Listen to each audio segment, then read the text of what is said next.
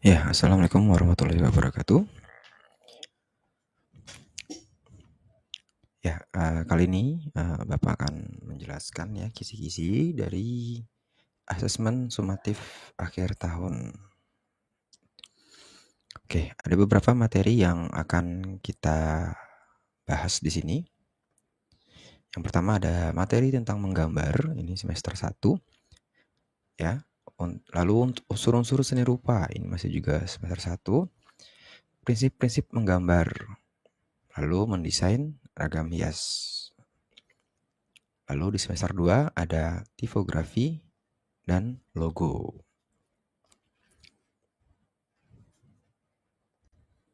Oke, kita mulai dulu dari pengertian menggambar. Jadi bisa kalian baca kembali, bisa kalian hafal kembali pengertian dari menggambar. Menggambar adalah kegiatan membuat tanda-tanda tertentu di atas permukaan dengan mengolah goresan dari alat gambar. Oke. Lalu materi yang kedua, unsur seni rupa ya, ini harus kalian hafal ya, harus kalian hafal di luar kepala. Jadi biar mudah kalian menghafal, jadi kita mulai dari paling titik. Dari pertama dulu ada titik. Dari titik, setelah kita membuat titik, kita bisa membuat garis. Setelah kita membuat garis, kita bisa membuat sebuah bentuk bidang ya, entah segitiga, lingkaran, atau bentuk-bentuk lain. Bidang ya, masih 2 dimensi. Setelah itu kita buat bangun ruang. Setelah 2 dimensi, kita berubah jadi 3 dimensi. Itu bangun ruang, ada dimensinya gitu ya. Lalu setelah kita buat dimensi, kita bisa pegang nih. Kita pegang, ada rasa tuh yang kita rasakan. Itu namanya tekstur ya. Kita rasakan ada kasar, halus, itu namanya tekstur. Setelah tekstur, ada namanya gelap terang ya. Kalau kena cahaya dari kanan ya bayangan akan ada di kiri ya, seperti itu kurang lebih.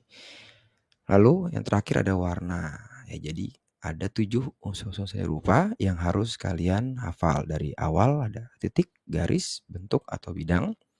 Keempat ada bangun ruang atau dimensi. Yang kelima ada tekstur, yang keenam adalah gelap terang, yang ketujuh adalah warna. Oke, lanjut. Menggambar ya, pengertian menggambar. Sebuah benda yang dijadikan sebagai bahan untuk menghasilkan gambar. Ya, jadi ketika kita bicara tentang gambar, ya kita harus tahu objek. Ada sesuatu objek yang harus kita gambar. Objek menggambar dibagi menjadi 3 ya. Pertama ada flora, fauna, alam benda. Flora ini meliputi bentuk-bentuk tumbuhan secara khusus ya. Ya, daun, bunga, buah-buahan gitu ya. Lalu yang kedua ada fauna, ini meliputi seluruh makhluk hidup ya, khususnya hewan. Yang terakhir ada alam benda. Ingat ya, alam benda tidak boleh dipisah. Alam sendiri, benda sendiri. Jadi ini gabung ya antara alam benda. Ini meliputi bentuk-bentuk dari alam ya, seperti pegunungan, bebatuan, awan, gitu ya. Dari alamnya seperti itu. Kalau benda, buatan manusia apa saja seperti handphone, gelas, cangkir, lemari, meja, dan lain-lain. Ya, jadi hanya 3 kelompok antara flora, fauna, alam benda. Lanjut lagi, kita ke berikutnya. Prinsip menggambar ini harus kalian pahami nih, harus kalian hafal. Yang pertama ada proporsi, komposisi, kesatuan, keseimbangan. Coba diulangi. 1, 2, 3, 4. Ada apa saja ya. Oke, kita mulai dulu dari proporsi. Proporsi adalah perbandingan yang ideal serta harmonis di antara bagian-bagian benda yang merupakan objek benda. Ya, kata kuncinya bisa kalian hafal ya. Jadi kalau kita bicara tentang proporsi, kalian harus ingat perbandingan ideal. Contoh, kalian menggambar orang ya. Tangannya kanan kiri harus sama, itu namanya ideal. Jangan sampai tangan kirinya pendek, tangan kanannya besar atau panjang, seperti itu ya. Kita lihat saja wajah kita gitu ya. Proporsinya bagus ya, kupingnya kanan kiri sama, mata kanan kiri sama, seperti itu ya. Oke. Yang kedua, kita lanjut ke komposisi. Komposisi adalah suatu tata susunan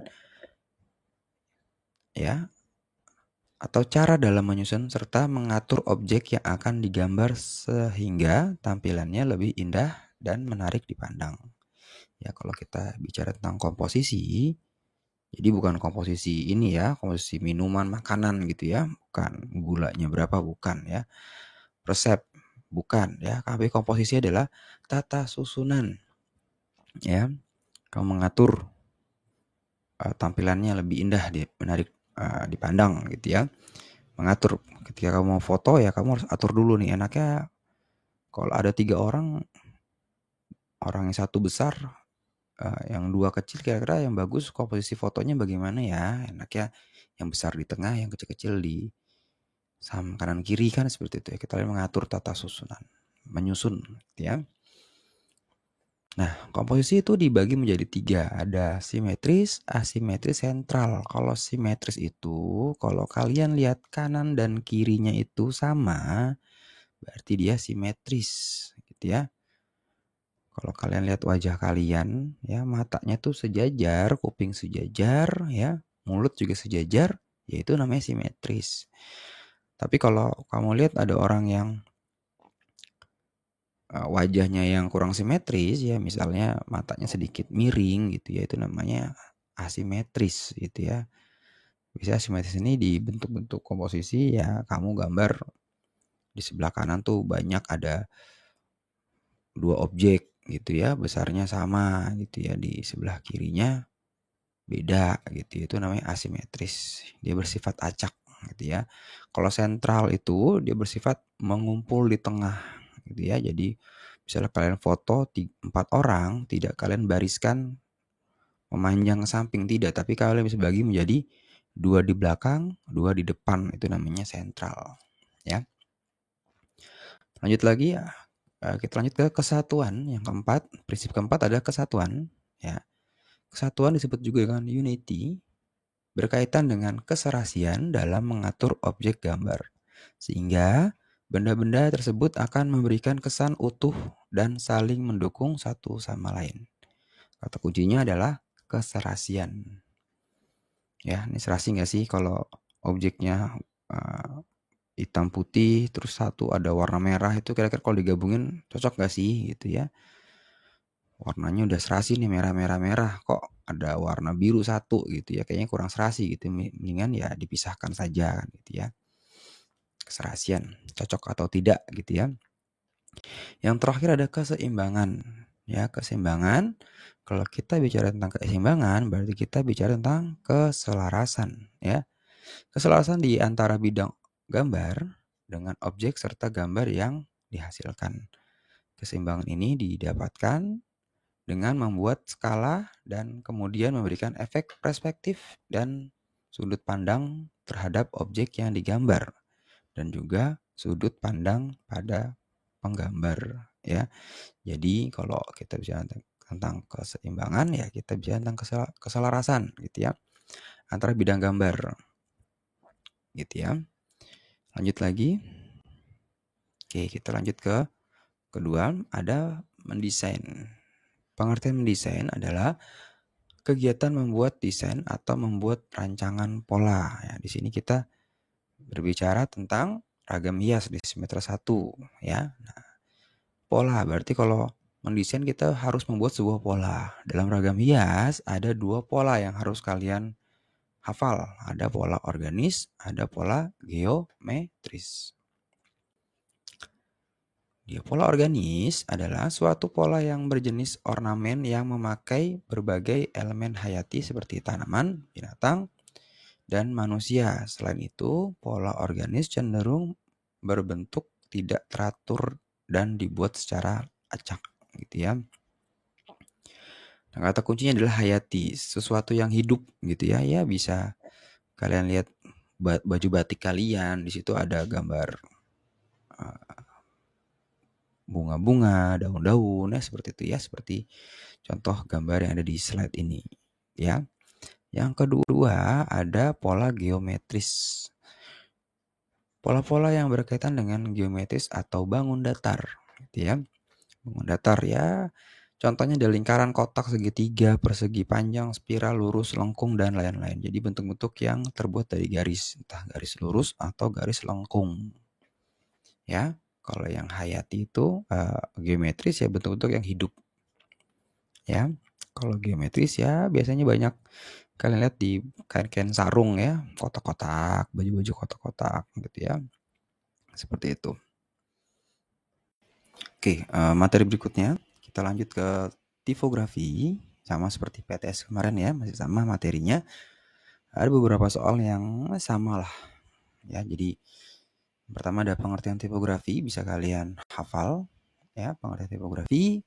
Tipografi adalah seni memilih dan menata huruf dengan mengatur peredarannya pada ruang yang tersedia ya.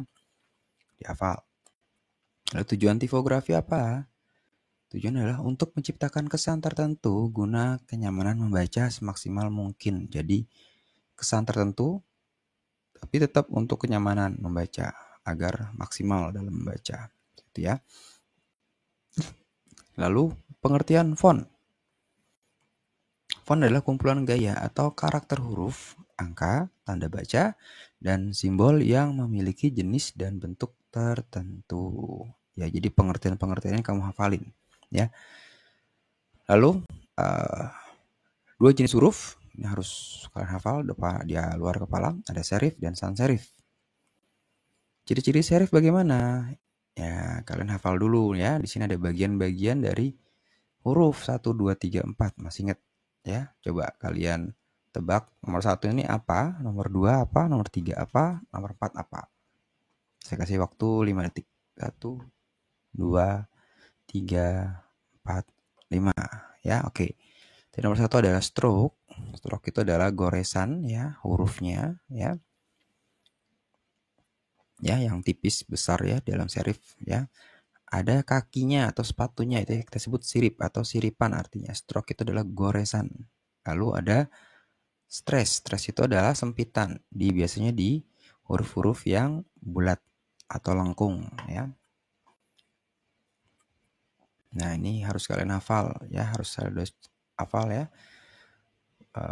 Ciri-ciri dari huruf. Ini huruf apa nih? Dari serif yang mana nih? Ya, old style atau modern ya. Nah, ini juga harus kalian hafal juga.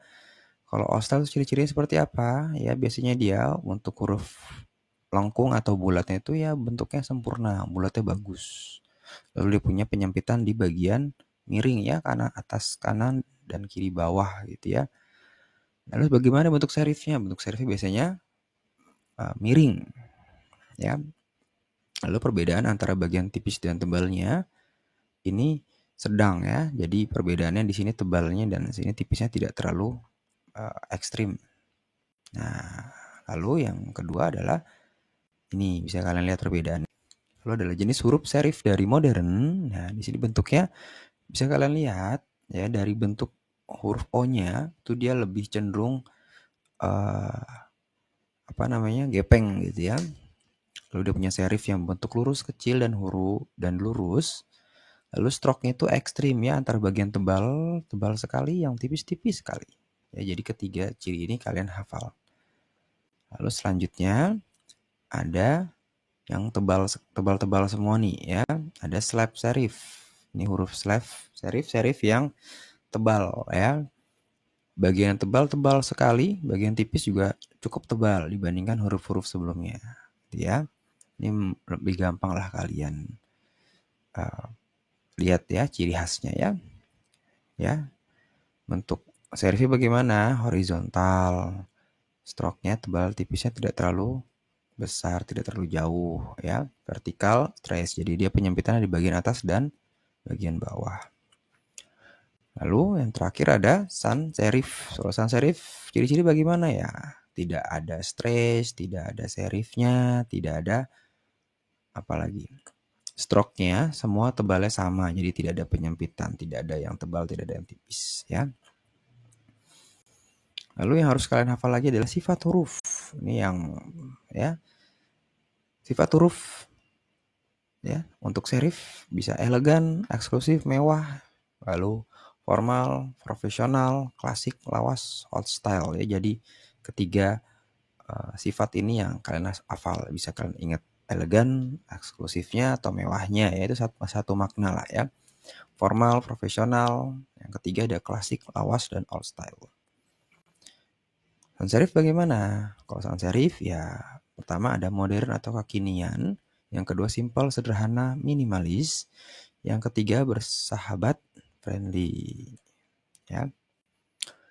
Lalu menganalisa penulisan tipografi yang benar, ini tidak banyak soalnya, hanya 2 soal ya. Seperti ini contoh, bisa kalian koreksi huruf per huruf, apakah sudah betul semua, apakah ada yang salah ya. Kalian ingat ada huruf yang punya kepala, ada 3 kotak, 3 kolom. Jadi kalian isi yang kolom atas itu adalah huruf-huruf yang punya jambul atau kepala atau leher gitu ya. Yang bagian tengah itu adalah perut atau badannya. Ya, kalau ada yang keluar ya berarti dia salah gitu ya. Seperti ini bisa kalian lihat. Oke. Kita lanjut lagi ke materi berikutnya. Oke, lalu materi yang terakhir ada logo ya. Yang harus kalian hafal adalah pengertian logo menurut para ahli ya. Lalu ada pengertian logo secara umum. Dibaca lagi, catat kembali ya. Lalu logo dibagi menjadi 3 secara garis besar. Ada logo type, logogram, logo type, dan logogram. Logo hanya tulisan saja, logo hanya gambar saja, dan logo yang ada tulisan dan gambar. Lalu logo secara spesifik, ya ini yang kalian sudah dapat kelompok kemarin ya. Secara spesifik logo dibagi menjadi 7. Yang pertama ada wordmark logo, ya. Di sini logo wordmark adalah logo yang hanya berisikan tulisan saja, tidak ada gambarnya ya. Jadi menggunakan tipografi yang unik, warna-warna yang bagus, yang cerah-cerah gitu ya. Untuk apa? Untuk mengenalkan ornamen ya, filosofi perusahaan gitu ya. Lalu dia memiliki ciri khas lagi adalah dia memiliki latar yang putih atau white space. Jadi benar-benar tidak ada ornamen lagi di bagian belakang. Karena kalau ada ornamen lagi di belakangnya, bentuk bulat, lingkaran, atau oval ya, nanti jadinya bukan wordmark tapi masuk ke combination ya. Yang kedua ada pictorial. Nah, di sini pictorial merupakan logo yang terbuat dari simbol atau gambar yang unik. Biasanya logonya itu ya hanya bentuk-bentuk flora, fauna, alam benda, objek-objek gambar gitu ya. Jadi di sini bisa kalian lihat di sini ada Windows jadi jendela ya. Nah, biasanya juga dia itu tidak terikat bentuknya ya. Bentuknya itu uh, bisa dia terlepas dari kata namanya dan juga gambarnya. Seperti Twitter nih ya, dia bisa berdiri sendiri tanpa ada tulisan Twitternya. Apple ya juga sama, dia bisa berdiri sendiri, logonya bisa berdiri sendiri tanpa ada kata-kata Apple. Seperti itu ya. Jadi dia tidak harus posisinya seperti ini kayak Puma ya. Ada tulisan Puma, di sini ada gambar pumanya yang sedang lompat gitu ya. Tidak harus di situ terus. Bisa saja dia bisa di atas, bisa di bawah. Jadi bisa berubah-ubah posisi-posisinya. Jadi tidak menetap seperti itu ya. Lalu ada lagi abstrak. Nah, ini bentuk-bentuk yang abstrak, bentuk-bentuk yang tidak dikenali. Semua orang bisa berkata ini tuh sepertinya bentuk ini deh, itu deh gitu ya. Jadi tidak tidak sama antara satu orang dan orang lain, bisa beda-beda persepsinya ya. Seperti di sini ada Pertamina, Adidas, Nike, Pepsi. Kalau tanya ini logo Pepsi gambar apa sih? Yang merah, putih, biru ini ya kita nggak tahu gitu ya. Ya hanya bentuk-bentuk abstrak, bentuk yang tidak dikenali, diatur biar bagus, biar cantik ya, tapi tetap punya filosofi ya dari bentuk-bentuk tersebut. Oke, yang keempat ada letter form logo ya. Nah, letter form ini hanya berisikan satu atau dua inisial perusahaan ya, seperti Suzuki hanya ditulis S saja logonya, logo utamanya. Facebook F saja. HP ya ada H dan P. Channel ada C, ya, tapi dibikin 2, dibuat unik seperti itu ya. Ada McD, M saja. Ada F, villa ya, Adobe dari kata A ini misalnya. Jadi ini paling gampang lah dicari ya. Lalu kelima ada emblem logo. Nah, ini cirinya yang harus kalian hafal adalah dia memiliki perisai sebagai latar dari logonya. Ya, perisai atau tameng gitu ya. Dan dia tersusun rapi ya, eksklusif seperti itu ya. Biasanya ya di klub-klub bola, semua logo instansi ya, sekolah kita punya logo emblem juga kan gitu ya. Biasanya hanya itu saja, klub bola, instansi atau perusahaan otomotif biasanya ya, mobil-mobil. Lanjut lagi, ada karakter. Nah, karakter ini menggunakan karakter atau objek fiktif ya, makhluk fiktif gitu ya. Bisa karakter-karakter karangan, karakter fiktif gitu ya, atau karakter dari karakter nyata dibuat minimalis gitu ya, dibuat lebih sederhana seperti KFC. Di sini ada seorang kakek ya, ya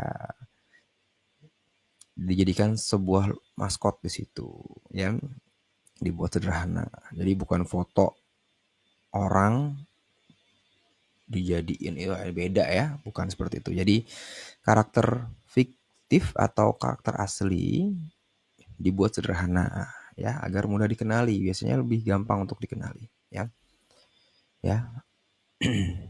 Nah, tapi kalau kamu buatnya hanya seperti misalnya di sini kalian buat buaya gitu ya. Buayanya tidak dibesarin matanya, tidak dikecilin apanya, dibuat aneh-aneh gitu ya, masuknya ke piktorial ya. Jadi bukan ke maskot. Jadi maksudnya harus karakter yang benar-benar lucu gitu ya, atau menarik atau fiksi, dilebih-lebihkan gitu ya. Oke, yang terakhir ada combination. Nah, ini ada campuran ya. Ya, jadi kalau kalian lihat ada tulisan seperti Dunkin Donut, ada gambar juga ya. Lalu di belakangnya ada ornamen lagi, apa segala macam ya. Jangan kalian sebut dia sebagai pictorial. Ya, bisa kalian sebut sebagai combination karena ini tidak akan pernah bisa dipisahkan antara gelasnya dengan Dunkin Donutnya. Doritos juga nggak akan mungkin dipisah segitiganya doang, nggak akan bisa. Lay dan lain-lain. Burger King juga tidak bisa dipisah antara Burger King-nya, tulisannya dengan gambar burgernya, itu nggak bisa ya. Jadi ini satu kesatuan, tidak bisa dipisahkan. Ini paling banyak ya, rata-rata banyak banget lah, lebih banyak lah ini dibandingkan logo-logo sebelumnya. Oke, jadi sekarang kita latihan sebentar ya. Bisa kalian lihat di sini logo apa, masuk kemana. Saya kasih waktu 3 detik. 1, 2, 3. Oke, ini masuk ke combination. Kalau ini masuk ke jenis yang mana? Oke, karakter.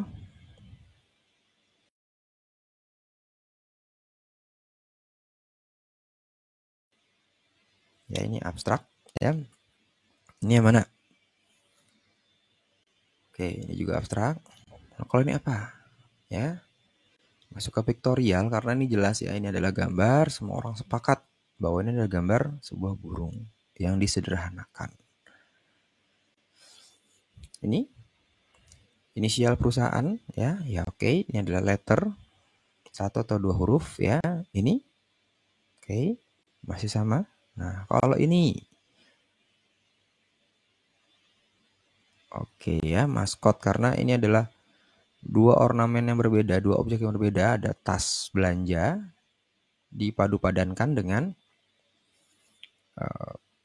wajah burung hantu ya. Ini jadi sebuah maskot ya. Oke, sudah cukup latihannya. Oke, yang terakhir tambahan sedikit ya. Kalian hafal corporate identity, identitas perusahaan. Ada apa saja? Ada kartu nama, kop surat, ID card ya. Itu yang umum. Oke, sekian untuk kisi-kisi dari Bapak. Semangat kalian hafal. Kan materi tidak terlalu banyak ya, hanya perlu kalian hafal bentuk-bentuknya saja gitu ya. Usahakan tidak mengerjakan soal kurang dari 40 menit dan nilai di bawah KKM ya. Usahakan jangan. Lalu yang paling penting lagi, nanti setelah asad ya, kalian persiapkan pameran sebagai nilai remedial dan juga pelengkap nilai-nilai praktik presentasi kemarin. Jadi yang revisi-revisi tolong dikerjakan. Berikan yang terbaik, jadi angkatan yang paling baik di angkatan di sekolah kalian ya. Semangat. Oke, sekian dari Bapak. Wassalamualaikum warahmatullahi wabarakatuh. Semoga sukses ujiannya ya.